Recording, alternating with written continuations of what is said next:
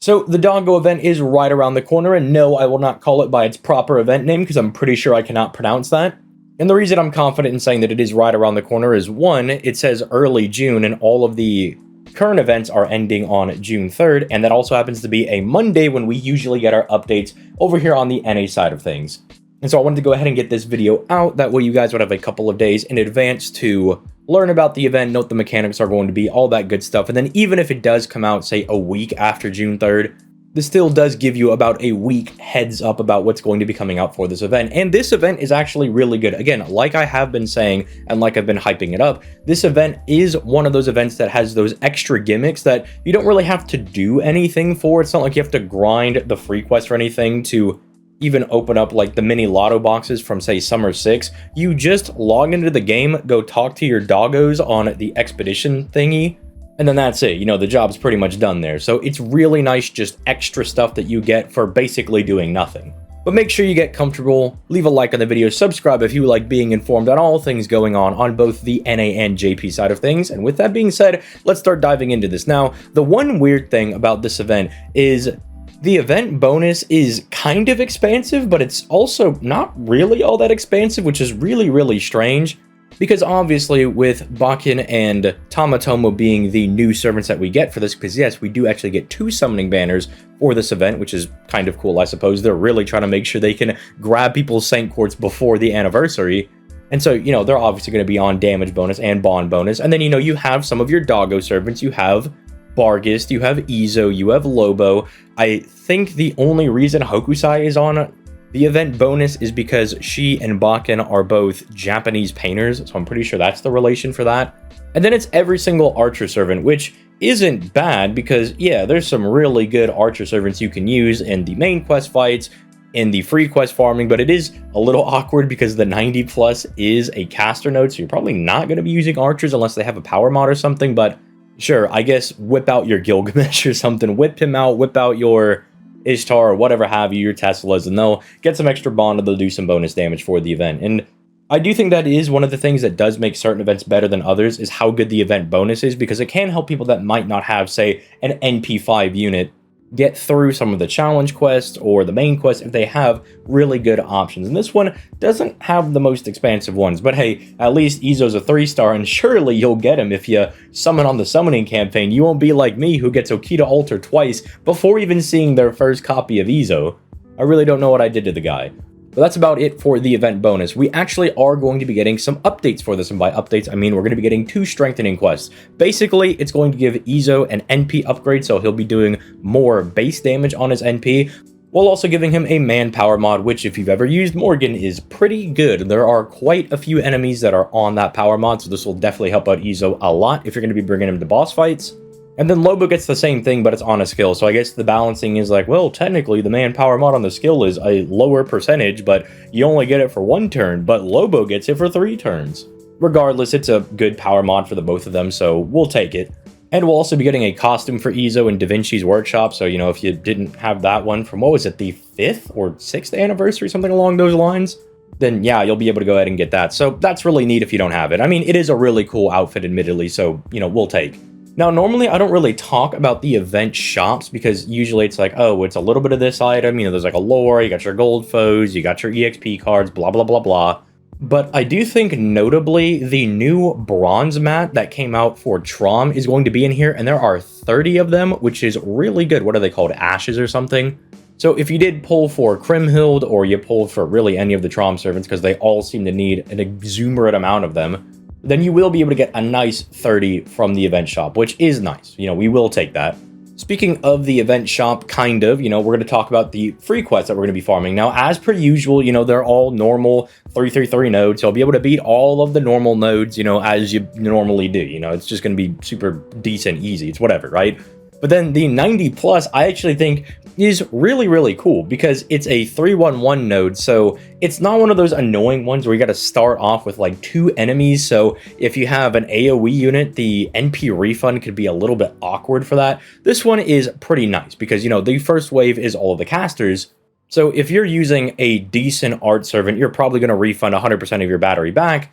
and you can use that person for either the second wave or the third wave, just depending on what you need to be using them for. And then you could just bring a decent single target to either deal with the caster or the berserker, depending again on what your box needs and what guys you have with certain power mods, which one you need to exploit more. If it does help, the boss for the 90 plus is Scheherazade, who is man attribute. So again, take advantage of that. That is a very, very good attribute to have for, I guess, an enemy, because we have a decent bit of servants that have man power mod. And then the berserker, the guy in the middle, is one of those big Oni dudes from, oh, what's her name? The Murasaki event. I think that's when they were introduced. Or was it the Benny Enma event? I don't know. Somebody can let me know in the comments down below. I think it was the Benny Enma event. Regardless, they're earth power mod, they're demonic, and they're super large. So anybody that has demonic power mod, super large, or has earth power mod is going to be good against this guy because, again, he's a berserker. You can pretty much dome him with anything. Now, something also to note here is that while you have the usual gold, silver, and bronze currency, you also have a point ladder. So do not forget to be using the event CE to boost up how many points you're getting in return. Make sure that you're actually wanting to complete this thing, because it is like 3 million points. There's quite a bit there, so you're gonna be wanting to use that to make sure you're maxing out on those goodies, because the stuff that's in there are the command codes. You've got QP gold apples that'll be really good for the later part of the year when we have Morganfest, and I believe it's the Santa Carna Christmas that's coming back this year, plus gold foes, all that good stuff. So make sure you are taking advantage of that and you are using the event CE to start building up the point ladder over here. Although farming the free quest is not the only way that you're able to get the points for the point ladder, the expedition quest, where you send your doggos out, will not only give you whatever material that is displayed on them, but it will also give you a decent chunk of event points. You get 2 to 3k on them. Some of the later ones give you 4k, and you can get some really nice things in here. There's a nice smattering of different mats in here. If you need proofs, you need bones, magatamas, ghost lantern, seeds, all this good stuff, it's all going to be in here. There's also one that drops QP as well, so if you are in dire need of that, just make sure you are taking advantage of this. One of the ones that I'm personally looking forward to is the one that clears after the epilogue is finished, and that drops reverse scales, and I do need those because my Siegfried on my main account is in dire straits and he needs those reverse scales. And now that he's really usable and my guy is NP5, I want to break him out, but I need these reverse scales, and I don't want to go farm free quests, man. I got better things to be doing.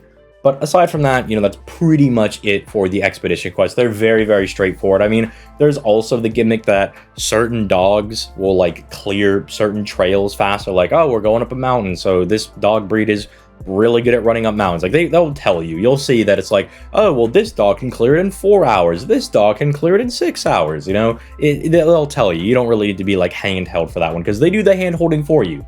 Speaking of dogs, let's talk about the new units that are coming out. So the first main banner is going to be Bakken coming out. Now, I am a huge Bakken enjoyer. I really, really wish she was single target. I think she would be so crazy if she was a single target rider. I think she would just be explosively good. Not to say that she's not good already, but as an AoE, if you're not hitting her niches, which for her is fighting people that are either demonic or evil alignment, she can leave a little bit to be desired, damage-wise at the very least. But her skills are very good, She does do one of the things that I really like DPS is doing. She has her own battery, but then also charges the party's gauge. She's an arts unit that can provide herself with stars. If you think she's going to be going down, her second skill can just donate, pretty much these crazy smattering of different buffs, like an Omni card buff, a crit buff, NP damage, healing, a dodge, debuff immunity, the whole 9 yards, which especially with now Yui being out on at least the JP side of things, and we'll get them in, what about a year and a half or something, that's really good. Being able to give anybody an Omni card buff is very, very useful. And even though the buff on the second skill is small, her third skill is an additional arts buff that also gives her on attack buffs where she increases the party's attack by 5% when she attacks with her arts card. So she's not only going to make herself a bit stronger, but she can also make a pseudo DPS also stronger, or she can gas up your Castoria, I guess. If you're like, yeah, man, let me get my Castoria over here 35% attack. Let me make her big and beefy. But she's really good. I really enjoy using her. Now, is she the craziest servant? No, you don't have to summon for her. You're not missing out on anything if you don't summon for her, but she is really nice. She's a very nice, convenient unit to have. She's just kind of cool. It's like, oh, I'm going to be fighting a guy that has evil alignment. Let me whip out Bakken. It also has Lobo and Izo on there, which is Izo's probably the one that most people care about. So you might be more incentivized to go on it, as Izo is a limited 3-star, so it doesn't come around all that often. So if you're trying to finish out, your NP5 copy of Izo, you might chuck a couple of multis on this banner. You could also wait for the second banner that launches like 4 or so days after the first banner goes live, which was really nutty when this happened over on JP. It's like, whoa, just a couple days later and they just dropped this other guy. Now, the only thing with Tamatomo is I know he's really cool and he is very good. I think he's a very, very strong server. And I'll probably dive more into comparing him with, say, people like Gilgamesh, Ishtar, and stuff in a separate discussion video, because I promised that like 2 years ago, and then I just never did it because we got a little bit busy with Anniversary. But he is very strong. He is on every banner, though. So you could potentially just allow him to come to your Chaldea, or you could try to snag him on, say, something like a 5-star ticket if we get another one of those. I mean, or I guess when we get another one of those, I suppose. And I mean, normally I wouldn't say like, oh, well, even though he's like a servant that's on every banner, he's not limited at all. If you think he's cool, you could go summon for him. But with Anniversary being right around the corner, Archetype Earth being as good and popular as she is, and Summer being really, really insane, arguably bringing the best units of the year in 3 consecutive banners, you might want to hold out a little bit on summoning for this one. And then they also bring Hokusai back because, she's on rate up for the event. Although, again, I know I got clowned on the original video where I was saying, hey, where is Van Gogh? Why isn't she on rate up as well? And then after I looked at some of the comments, I'm like, dude, I'm so stupid. Van Gogh is not Japanese, man. They are not a Japanese person. But they do at least feature on the 5-star CE. So if you do go on one of these banners, the 5-star CE is one of those interesting ones. It's not the craziest, it's split HP and attack, but it does give you overcharge of 2 times for 1 time, which those CEs are always just nice to have. Again, this isn't one of the better ones. Something like Demonic Bodhisattva, or I think it's the Shiro Amakusa one that gives it to you 3 times. Those are probably going to be the ones that you want to use over this, but you do get a little bit of an arts buff and you get some extra stars, so, shrug, like, maybe it's not the worst thing. And I mean, speaking of CEs, the free-to-play CE is also not half bad. It's an attack CE. It already gets thumbs up bonus points because do you see how good Tomoe and the neat look on this CE? It's crazy. And again, if you don't have one of these Pierce Evasion CEs, this is just really, really nice to have because it's one that also gives you starting gauge and a little bit of an arts and a buster buff. So that can be very helpful. It can be nice if you don't have something to get around like these bosses that have like infinite dodges or stuff along those lines. And then speaking of the other free stuff that we're going to be getting, I talked about this in the end of the month guide, but we're going to be getting the Raiko command code that gives you a little bit of a power mod against demonic enemies, and then Earth and Sky servant enemies. Do keep that one in mind. So you could just throw this on someone like, say, a Nobu. You could throw it on a Raiko, obviously, kind of intended to be used with her because she already has those power mods. It makes them a little bit stronger. But you could also just chuck this on a main DPS because these are not bad power mods to have. There's a decent bit of demonic enemies, decent bit of Earth and Sky attribute servants. When you are able to hit either one of them, that does open it up a little bit more. So this one's kind of nice.